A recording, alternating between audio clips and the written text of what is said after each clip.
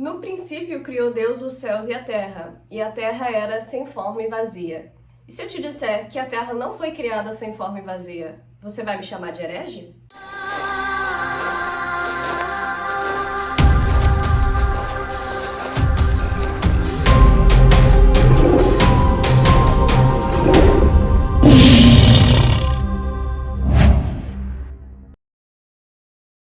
E aí, galera, tudo bem com vocês? Eu espero que sim, que vocês estejam muito bem, porque hoje vamos conversar sobre uma coisa que eu espero de coração que vocês compreendam e que sirva de exemplo para vocês verem como as escrituras sagradas estão repletas de segredos que, se você ir lá e cavar, você consegue tirar, você consegue descobrir.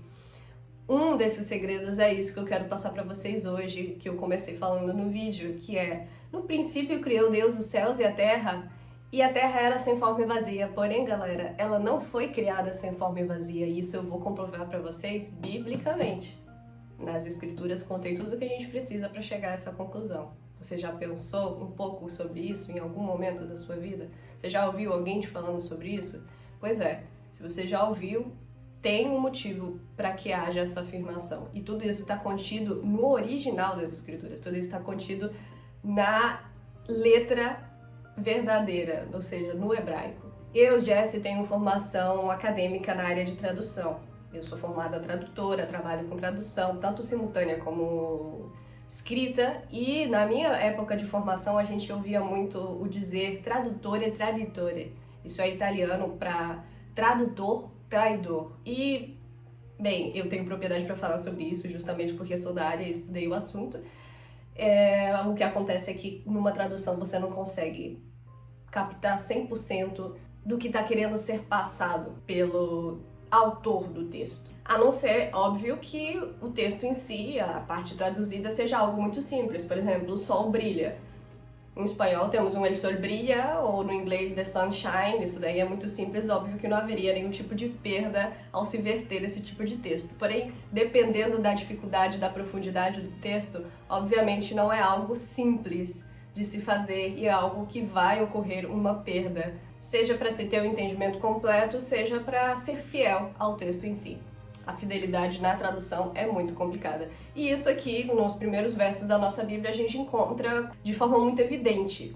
Porque quando a gente lê no princípio criou Deus os céus e a terra, a gente, ao analisar o original, já vê que ocorreram algumas modificações, seja para facilitar o leitor ali na tradução, seja porque havia um dogma diferente no momento que foi feita a tradução. Porque se você estudar um pouquinho sobre como aconteceram os processos de traduções dos textos bíblicos, quem iniciou esse trabalho foi a Igreja Católica. E em determinados períodos em que ocorreram as traduções, infelizmente, isso, galera, é uma realidade que você encontra na história, certos dogmas, entendimentos influenciaram na forma que a tradução era feita. Então, se eu acreditava em X, na hora de traduzir esse X me influenciaria a não supostamente traduzir incorretamente algum entendimento, influenciaria em haver ali uma pequena adição, talvez. E isso não sou eu que tiro da minha cabeça. Se vocês olharem lá em Jeremias 8:8, vocês vão ver sobre a falsa pena dos escribas, né? Isso também se aplica tanto a copistas como a tradutores, enfim. É uma coisa que você pode verificar lá. Agora, a grande questão com relação à tradução do hebraico é que o hebraico é uma língua onde as próprias letras do alfabeto possuem por si só significados. Então, como conseguir ilustrar bem o que o hebraico está querendo dizer? Se fôssemos fazer uma tradução sem deixar que os dogmas entrem ali na briga. É um pouco complicado. Há versos, há palavras, há momentos que uma tradução fiel fica estranho no nosso idioma de chegada. É uma coisa que é compreensível que em algumas passagens os tradutores possam ter tido maus bocados em um determinado momento. Mas isso não nos interessa, é somente uma introdução sobre o assunto, sobre a dificuldade de tradução no sentido de fidelidade, e para que vocês compreendam que isso ocorre independentemente de texto inspirado ou não texto inspirado. É uma tradução, nas traduções se perdem sentidos.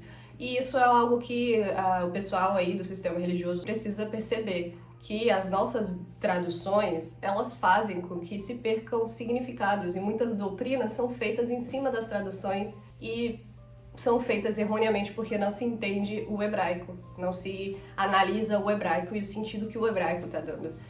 Não quero dizer, eu não sei o idioma hebraico, porém através da análise de Strongs a gente chega a algo o mais próximo possível do original. E não estou dizendo que eu, Jesse, saiba mais ou menos do que A ou B. A única diferença é que eu procuro analisar as informações para que a gente possa ter bons entendimentos com relação às coisas, uns entendimentos o mais próximo possível do original, do que o próprio autor dos textos bíblicos, de cada carta, de cada livro, quis passar, certo? Por intermédio, óbvio, do nosso Deus.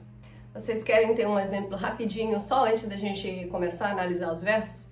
Bereshit bara Elohim, assim inicia a Torá, assim inicia o que a gente conhece como Pentateuco.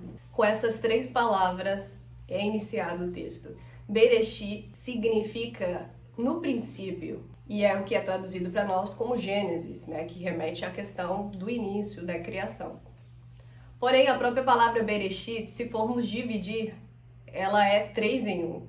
Be, Resh, It. Sendo It um sufixo de diminuição. Resh tem uma conotação de mente, significa mente. E B, além de ser a segunda letra do alfabeto hebraico, significa também família. E é muito bonito a gente dar essa destrinchada, porque uma outra coisa que é segredo, talvez, dentro do âmbito do sistema religioso, é que quando está traduzido Deus, Bereshit bara Elohim, Elohim não é Deus. Elohim é plural. Assim como eu falei que It era diminutivo, né? Him é plural, Im é plural. Quando a gente tem Elohim ou Shamaim, Elohim significaria deuses e Shamaim, céus. Se a gente tira o Im, seria Deus, seria céu. Então isso é bastante interessante de se saber também, isso não é algo muito falado, mas aqui no início da criação, o Criador não estava sozinho. Então quando a gente analisa a própria palavra Bereshit, e subdivide em outras palavras no hebraico, a gente vê que está lá contido família, mente e diminutivo. Então, por si só, essa palavra já traz um significado muito bonito no que se refere a uma criação plural e que está no diminutivo no sentido de que está resumido para que a gente venha compreender como que as coisas se iniciaram. Mas por que resumido? Isso é óbvio que aqui está resumido. A gente não alcançaria a compreender a forma que o Criador e a Ruach HaKodesh, o Espírito Santo, teria feito toda essa obra no início da criação. Não se preocupem que todas as coisas que eu cito aqui eu irei explanando ao longo do trabalho aqui no canal. Às vezes eu jogo chaves que não é o momento para explicar, mas posteriormente a gente vai conversando sobre isso e deixando os pontos mais elucidados. Mas sem mais delongas, vamos demonstrar que a Terra não foi criada sem forma e vazia. Aqui em Gênesis 1 temos: no princípio criou Deus os céus e a terra era sem forma e vazia, e havia trevas sobre a face do abismo, e o Espírito de Deus pairava sobre a face das águas. Aqui já temos a informação de que no início da criação estava Deus e seu Espírito. E disse Deus: haja luz, e houve luz. Esses 3 versos serão os analisados, serão os que a gente vai destrinchar para poder ter mais informações a respeito do que ocorreu ali naquele momento. Mas agora vamos dar uma olhada que diz Isaías em Isaías 45:18 a respeito da criação. Pois assim diz o Senhor, que criou os céus. Ele é Deus, foi Ele que formou a terra e a fez. Ele a estabeleceu. Ele não a criou para ser vazia, mas a formou para que fosse habitada. De acordo com essa tradução, vocês podem dizer: não, aqui está falando que ele não a criou para ela ficar vazia, ele criou para encher ela de seres, etc. Porém, lembre-se da questão da tradução, isso a gente vai ver quando a gente analisar o hebraico. Mas agora eu vou ler para vocês a Bíblia King James. Essa daqui que eu tenho em mãos é uma Almeida edição contemporânea. Mas vamos dar uma olhada na Bíblia King James 1611. Porque assim diz o Senhor que criou os céus. Deus, Ele mesmo, que formou a terra e a fez, Ele a tem estabelecido. Ele não a criou em vão, Ele a formou para ser habitada. Eu sou o Senhor e não há nenhum outro. Então aqui a gente tem algumas informações que quando a gente analisa no original, a gente vê que são as mesmas palavras sendo utilizadas que nos primeiros versos de Gênesis. Então a gente vai agora voltar para analisar um por um. Essas palavras, para que a gente possa já iniciar, já destacando elas, são 2 verbos e um adjetivo. Bará, raiá e tohu. Bará, ela tem um significado, um sentido de ser criado do zero. É um tipo de criação, é um verbo que expressa a ação de criação que somente o Criador, somente Deus poderia praticar. É uma criação espontânea, sob novas circunstâncias. Uma criação que somente ele poderia fazer. Isso a gente entende analisando o próprio Strong, que no caso de Bará é o Strong H1254.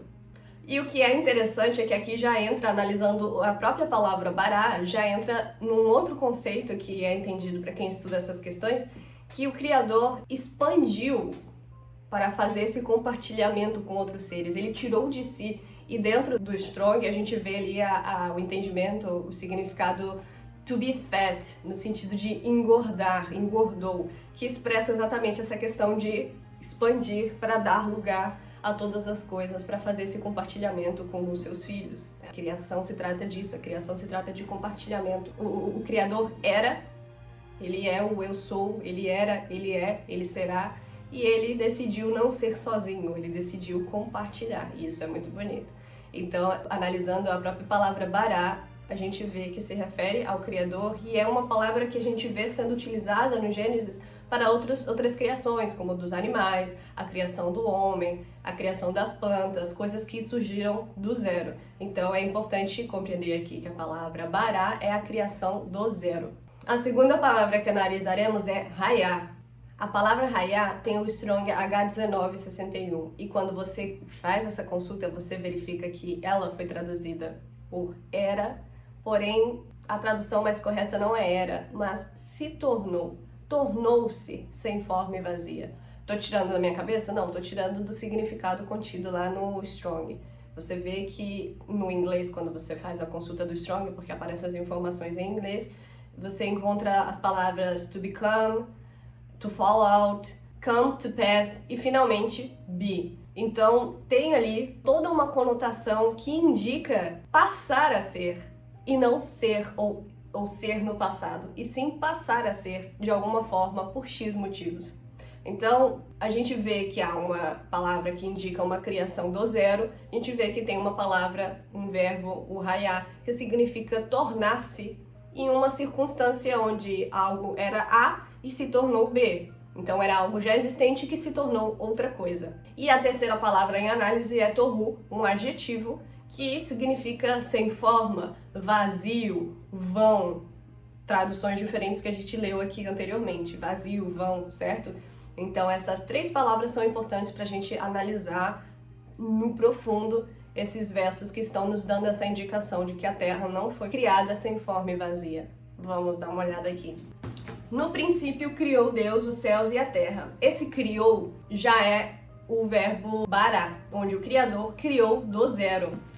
E aqui a gente segue, a terra era sem forma e vazia. A terra tornou-se sem forma e vazia. A terra tornou-se o verbo raiá, com aquele significado que a gente falou. Sem forma, o adjetivo tohu, e vazia. Havia trevas sobre a face do abismo. Beleza, isso aqui a gente já leu 1000 vezes aqui nesse estudo de hoje. Mas agora vamos voltar lá para Isaías 45:18. Pois assim diz o Senhor que criou, bará, criou do zero, os céus. Ele é Deus. Foi Ele que formou a terra e a fez. Ele a estabeleceu e não a criou de novo. Bará, do zero, para ser vazia ou para ser vã, que é aqui aquele adjetivo tohu, o mesmo adjetivo usado lá em Gênesis 1:2. Então o que a gente vê aqui?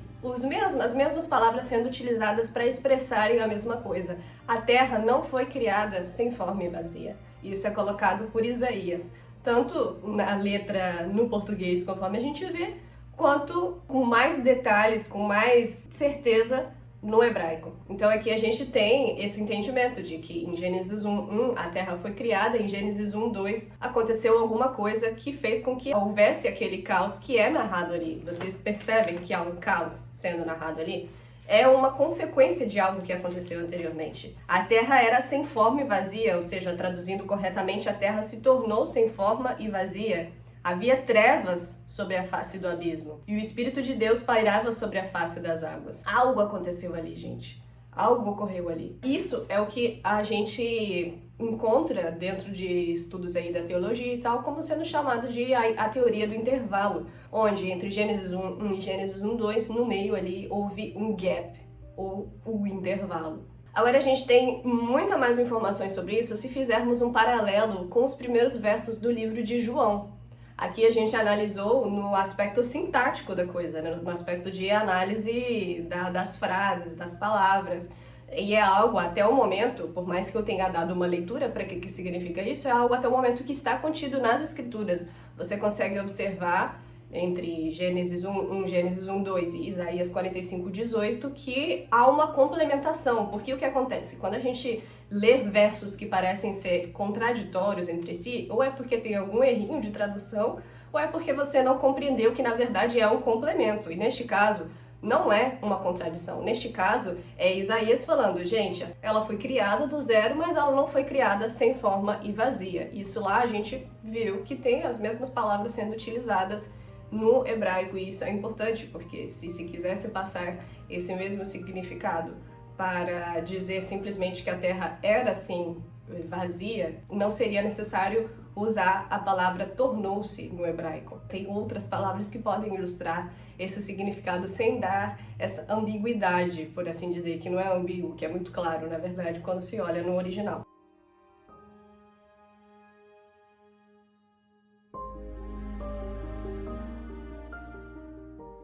Mas antes de irmos para João, vamos ler o terceiro verso novamente, porque aqui também tem contida uma palavrinha que vai nos ajudar nesse entendimento todo. E disse Deus, haja luz, e houve luz. Quando vemos aqui a palavra haja, novamente esse haja não significa o que está contido aqui na tradução. Esse haja é o raiá, é a mesma palavra que foi utilizada para dizer que a terra se tornou sem forma e vazia. Então, esse haja, quando a gente viu ali anteriormente era, são a mesma palavra. Esse era e esse haja no original são a mesma palavra, raiá, que é o Strong H1961. Então, olha o segredo que tem contido aqui, olha a maravilha, olha que coisa bonita que a gente encontra aqui. Quando a gente analisa que então foi utilizada a mesma palavra que no verso anterior, que significa tornou-se, a gente não pode pegar e falar haja luz, tornou-se luz, ou como foi traduzido anteriormente, era luz, não cabe, não dá certo. Porém, a gente vê que aqui esse haja, de que surja a luz, ou que crie-se, seja criada a luz, não é o mesmo verbo que utilizado no verso 1, que é criar do zero. Então a luz aqui, ela não foi criada do zero. Vocês estão entendendo o que está acontecendo? Essa luz não foi criada do zero. Haja luz. Se a luz, neste instante, tivesse sido criada do zero, a gente teria visto a palavra bará. E não é isso que está aqui. Não é isso que a gente enxerga aqui. Aqui tem um mistério escondido que é maravilhoso. Haja luz e houve luz. Essa luz, ela já existia, mas por algum motivo, ela foi trazida de volta. O que pode ter ocorrido aí? E aí é onde entra no momento da gente contar a historinha, galera. Tendo feito todo esse destrinchamento, e aí a gente ainda vai completar com os primeiros versos de João, a gente observa o seguinte: em Gênesis 1, o Criador estava fazendo pela primeira vez a criação e criou todos os seres celestiais, criou seus filhos, junto com o Espírito Santo, Ruach HaKodesh, ele fez a criação. E houve algo que todo mundo já sabe o que é a rebelião celestial. E a rebelião celestial não foi ali um ato público onde alguém se pronunciou no microfone e pacificamente cada um foi pro seu lado. Foi uma guerra, foi um conflito, foi uma rebelião. E isso foi o que aconteceu, foi isso que fez a Terra tornar-se sem forma e vazia. E além da rebelião, algo que estava acontecendo concomitantemente, que as pessoas talvez não estejam preparadas para falar sobre isso, é o sacrifício do Cordeiro. E isso é algo que eu falei que é o segredo que está contido dentro desses versos. Mas como assim o Cordeiro sendo da rebelião celestial, o Cordeiro sendo sacrificado? De onde você está tirando isso? Você tá doida? O Cordeiro foi sacrificado lá em 4.000 e tantos depois da criação, que foi quando Cristo veio à Terra e foi imolado. Não, gente, eu não tô tirando isso da minha cabeça. Tá escrito em Apocalipse que o Cordeiro foi morto antes da fundação do mundo.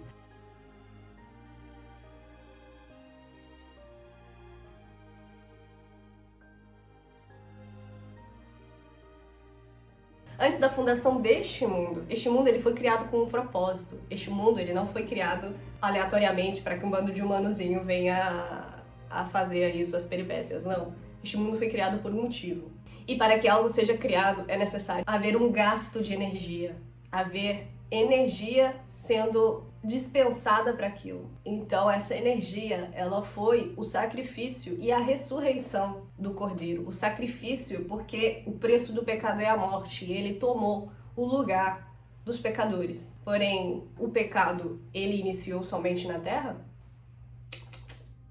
Toda a questão da rebelião já é pecado por si só.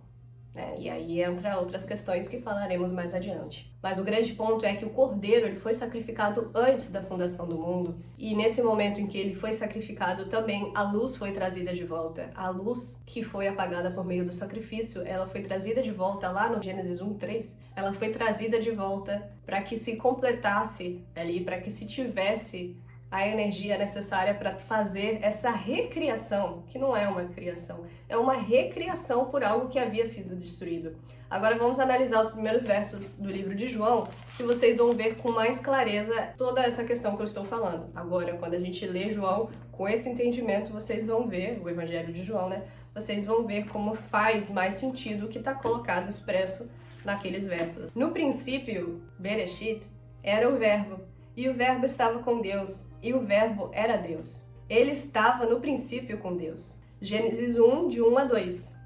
Esse fragmento aqui, está em João, e a gente faz esse paralelo com Gênesis de 1 a 2. Todas as coisas foram feitas por meio dele, e sem ele nada do que foi feito se fez. Todas as coisas foram feitas por meio do Messias, porque sem o seu sacrifício, sem ele pagar o preço do pecado, que é a morte, não seria possível ser feito o que ele fez, porque ele, através dele, que foi possibilitado o plano de redenção. Nele estava a vida, e a vida era a luz dos homens. A luz resplandece nas trevas, e as trevas não prevaleceram sobre ela. Então, gente, aqui tem exatamente tudo o que a gente leu em Gênesis 1, de 1 a 3. Criação primeira, destruição e trevas, porém foi trazida de volta a luz para a redenção, a luz que prevaleceu sobre as trevas que foram instituídas ali em Gênesis 1, 2, a luz prevaleceu, haja luz, a luz foi trazida de volta. Raiá, esse raiá traz esse significado especificamente de ter sido trazida de volta. Isso é muito importante vocês compreenderem. E a gente vê exatamente isso, gente. Quando vocês analisam esses versos e fazem esse paralelo de Gênesis com os primeiros versos de João, vocês têm ali a codificação do que aconteceu entre a questão da destruição, a questão do sacrifício do Cordeiro, a sua ressurreição e o prevalecimento da luz sobre as trevas, onde a luz é o Messias. Então, aqui vocês veem que existe uma codificação que, porém, com a chave correta, você chega a esse entendimento. E é algo muito bonito, é algo que você encontra. Porém, às vezes, se você não tiver esse pequeno empurrãozinho para você compreender, você não consegue absorver que o Cordeiro foi imolado antes da fundação do mundo. Que houve algo para que fosse necessário que houvesse desde o início o sacrifício. Então, gente, é bem evidente para mim, é inegável, depois que eu me deparei com essa informação, tudo fez muito mais sentido. E a gente vê muitas pessoas que falam da questão da teoria do intervalo, que se houvesse algo tão importante assim a ser falado, de que entre Gênesis 1 e Gênesis 1, 2 aconteceu alguma coisa, teria sido expresso nas escrituras, que algo assim não seria deixado de fora. Gente, expresso foi. A questão é que no hebraico as coisas elas ficam contidas nas palavras. Isso daí qualquer hebraísta pode falar para vocês. Então, é nada mais e nada menos do que aquilo que eu falei, perda devido à transferência de uma língua para outra. E a outra questão, gente, importante frisar aqui, é que eu não estou apoiando, defendendo a tal da teoria do intervalo, onde tem muitas pessoas que estão se utilizando dessa informação para embasar, para defender um meio campo ali, um meio termo entre o criacionismo, que é o que nós acreditamos, né, o design inteligente feito pelo criador, e a teoria do Big Bang e da evolução, onde, devido ao fato de que em Gênesis 1:1 tudo havia sido criado perfeito, e em Gênesis 1:2 houve destruição, nesse meio, nessa mudança, nesse meio termo, nesse gap, nesse intervalo, teriam transcorrido milhões e milhões e milhões de anos. Porém, gente, não é isso que eu defendo aqui, justamente porque antes de haver o plano de redenção da humanidade, o plano em que a humanidade, pelos seus pecados, seria redimida, os seres que habitam ali em carne e sangue, são revestidos por carne e sangue por meio da participação da matriz humana, são perdoados. Esse tempo, esse plano, essa dimensão onde habitamos hoje, ela não existia. E por esse motivo, essa limitação de espaço-tempo também não. Esse tempo, ele não era contado da forma que a gente conta hoje. As pessoas que se utilizam para dizer a Terra foi criada e há milhões de anos por isso, a Terra tem milhões de anos, o universo, isso e aquilo, o evolucionismo. Não, pera lá. Existe a atemporalidade. Então, nesse intervalo ali, o tempo não era contado, o tempo não estava sendo contado. Essa dimensão onde há essa limitação de espaço-tempo, ela não existia desta forma. Além disso, o próprio fato de que não haja mais informações acerca disso é muito simples. Este livro, ele não é a história dos céus. Este livro, galera, fala da história da humanidade. O plano de redenção da humanidade, a história do ser humano. Isso aqui não é a história dos céus, isso aqui não é a história da criação primitiva, isso aqui não é a história da convivência dos seres celestiais. Então acho que isso é bastante evidente. Com relação a todo esse ponto de atemporalidade, é algo que precisa ser explicado a fundo. Um exemplo da temporalidade temos aí nessa questão do cordeiro ter sido imolado antes da fundação do mundo. Existe uma conexão entre o momento que ele estava sendo imolado aqui na Terra e o momento que ele foi imolado lá no início, em Bereshit. E, gente, isso tudo não é especulação, isso tudo você chega a essa conclusão analisando os versos das Escrituras, deixando de lado o véu do sistema religioso, abrindo sua mente e seu coração para que o Espírito venha falar com você e ver que duas passagens tão diferentes como capítulo 1 de Gênesis, de 1 a 3, e João, de 1 a 5, estão falando exatamente da mesma coisa. É muito maravilhoso. Fora também o complemento de Isaías 45:18. Esses são os versos chaves para a gente chegar a esse entendimento de que a rebelião celestial ocorreu exatamente ali, naquele princípio. Então é isso, gente. Eu espero que vocês tenham gostado. Eu tive que gravar esse vídeo algumas vezes porque eu tive problema na minha câmera. Espero que esse aqui dê certo, que esteja uma boa qualidade e que vocês tenham gostado, vocês tenham compreendido. Se tiver alguma dúvida, me comenta nos comentários, curtam, compartilhem com outras pessoas para que venham a ter essa chave de entendimento tão importante. Não se alarmem, não se assustem com as coisas. Saibam que existem muitos versos que podem ser destrinchados assim dessa forma. Isso é inerente à questão da tradução, gente. Dito aqui por uma pessoa formada na área, né? Isso é inerente, isso acontece. Às vezes eu vou traduzir um texto simples, mas me deparo com uma palavra que é impossível de se traduzir corretamente no idioma de chegada. E aí você fica lá quebrando a cabeça para tentar chegar na solução. Às vezes uma palavra é traduzida por 4, então isso ocorre o tempo inteiro. Mas saibam que o Criador, ele quer que a gente procure ter conhecimento sobre as coisas dele. Afinal, o povo perece por falta de conhecimento. A gente tem que procurar ali ter esse conhecimento que nos vivifique, que nos ajude a compreender as coisas, fortaleça a nossa fé, pois é através de meditar, estudar isso aqui, que a gente fortalece a nossa fé. E quando a gente chega ao porquê das coisas, é muito mais simples você não somente acreditar, como você testificar da sua fé para os demais também. Então, espero de verdade que tenham gostado e compreendido. Caso tenham dúvidas, vocês podem comentar aí. Caso seja de algo que eu ainda tratarei, eu deixarei para tratar posteriormente. Então é isso, galera. Um beijo no coração de vocês. Fiquem na paz do Eterno, que Ele encha vocês com Ruach HaKodesh, para que vocês possam ter esse entendimento sendo sedimentado no coração de vocês e possam crescer e ter ânsias e fome por crescer na palavra, no entendimento cada dia mais.